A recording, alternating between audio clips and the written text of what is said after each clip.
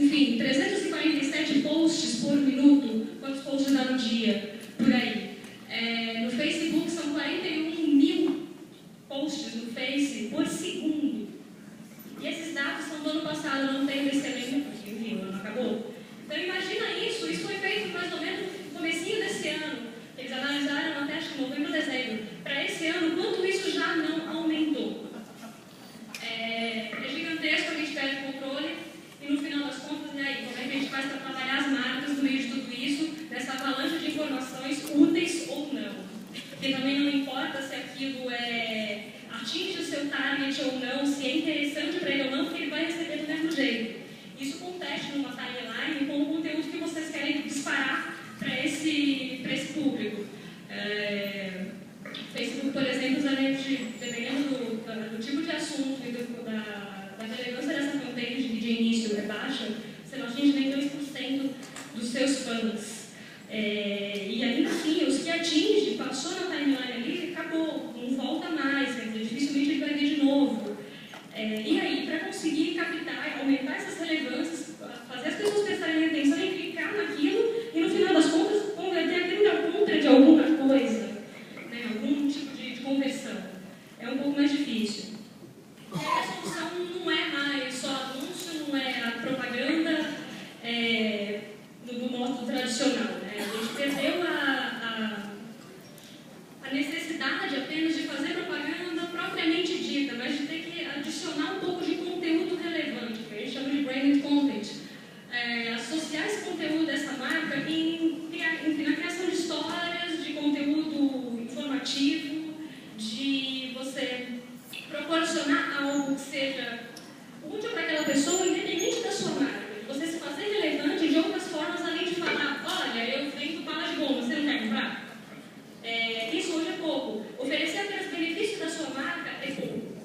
Né? Você precisa criar algo mais para entreter essas pessoas e aproximar esse público, fortalecer essas relações, para ele criar esse relacionamento e se sentir próximo da marca a ponto de querer utilizá-la quando ele precisar daquele produto X que você vende, ou serviço, whatever.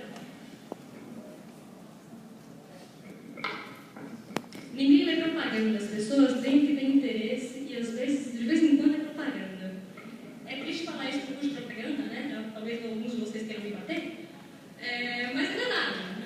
Ninguém para ver, sabe, anunciar, nossa, uma vontade de ler as folhas amarelas, ou pega a revista do bairro, nossa, eu quero ver os anúncios que tem este mês.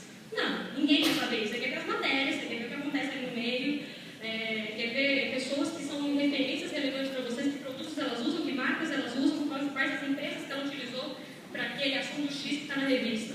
Mas para saber exatamente o anúncio que está ali, aqueles quadradinhos de 5x7, ninguém dá atenção. Esse tipo de propaganda não dá relevância. Ninguém fala, nossa, eu quero muito ver os comerciais que vai passar na novela das 8 hoje. Né? A hora que cai a audiência na hora do intervalo. Então, assim, essa a consciência, na verdade, que o brand content traz pra gente. Não vai adiantar, as pessoas não querem ver coisas chatas. Elas não dão atenção para isso, até porque a gente também não. A gente que é de publicidade, que é da propaganda, não quer ver isso. A gente também abandona a televisão na hora que passa os comerciais. Por exemplo, quer ter um produto diferenciado que corta as propagandas? Quando a gente compra um filme pirata, lá no cabeloso, o filme é bem editado e eles cortaram. Eles gravaram na televisão, mas eles cortaram todos os comerciais. É um produto diferenciado, eles não estão obrigando. Você não te obriga a ver o comercial como num canal aberto, por exemplo, de TV.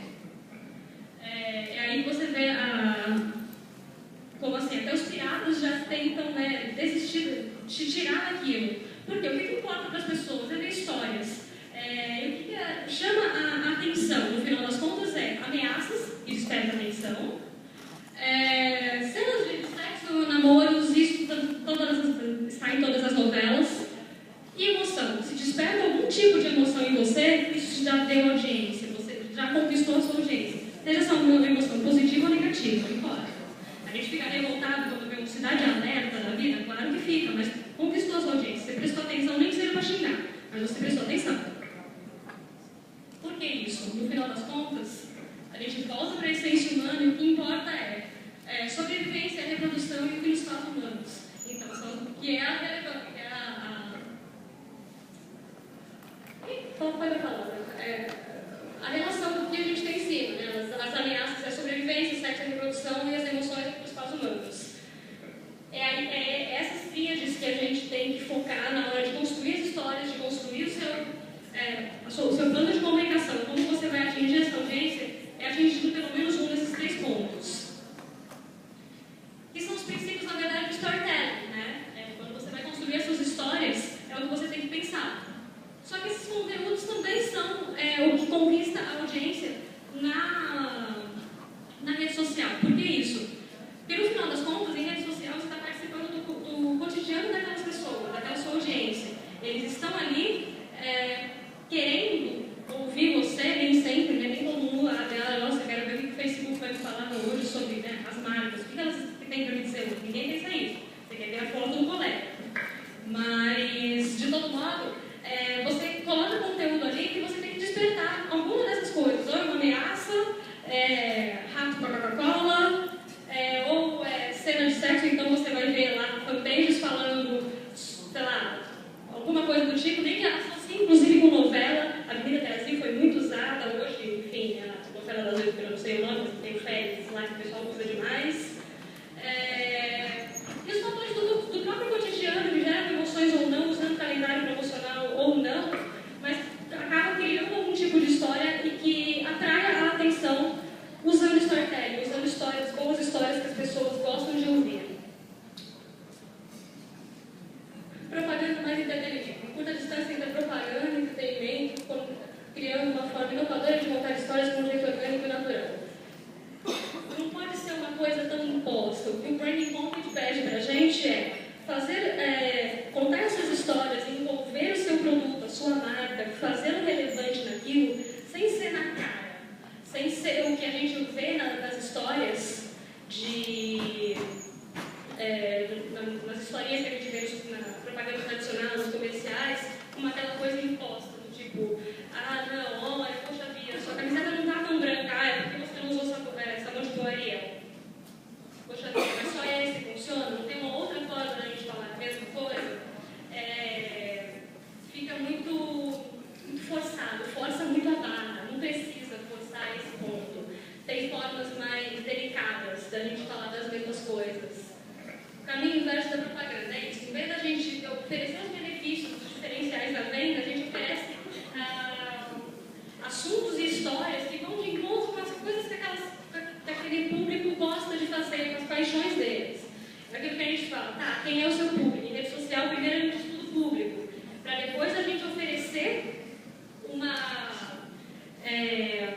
solução para esse cliente que tenha a ver com aquele público, que ele quer, para a gente saber que aquelas pessoas vão gostar, vão curtir, compartilhar, retweetar, enfim, transmitir mais aquela informação e que vai dar um feedback para a gente, para no final das contas a gente ter essa venda e as pessoas perceberem naturalmente quais são os diferenciais que aquele produto, marca, serviço, enfim, personalidade oferece, além do taxativo, olha, compra por conta disso, compra por conta daquilo.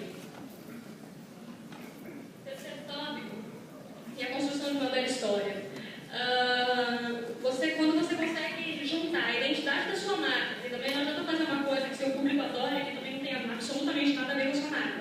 Você vai estar produzindo conteúdo muito legal que ele vai estar gostando e não vai estar associando a você, não vai resolver nada. Então você tem que juntar essas duas identidades.